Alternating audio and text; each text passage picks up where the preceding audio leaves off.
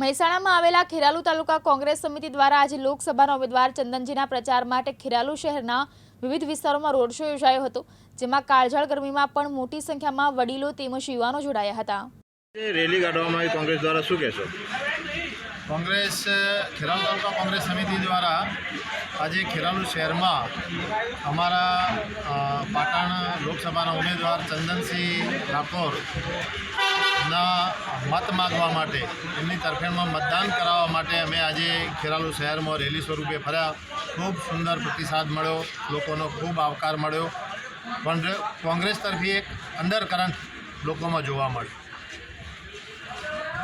મતદારોને અમે અપીલ કરીએ છીએ, અમારા રાહુલજીએ કીધું છે કે ડરો મત, તો કોઈના પણ દાબ દબાવ ધમકીમાં આવ્યા વગર નિષ્પક્ષપણે લીડરપણે મતદાન કરો અને કોંગ્રેસને જીતાડો। કોંગ્રેસ આવશે તો એ ખેડૂતોની પણ વાત સાંભળશે, બેરોજગાર યુવાનોની પણ વાત સાંભળશે, મહિલાઓની વાત સાંભળશે, મજૂર વર્ગની પણ વાત સાંભળશે। મોંઘવારીમાં કંટ્રોલ કરવાની વાત જો કોંગ્રેસ આવશે તો કરશે। રણજીતસિંહ, ખેરાલુ વિધાનસભામાંથી કેટલી લીડની શક્યતાઓ જોવા મળી રહી છે?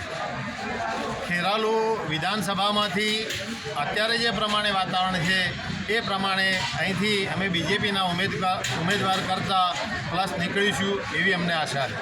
અનુપસિંહ ચાવડા સાથે કાલુ રમજાન, દિવ્યાંગ ન્યૂઝ, મહેસાણા, ખેરાલુ।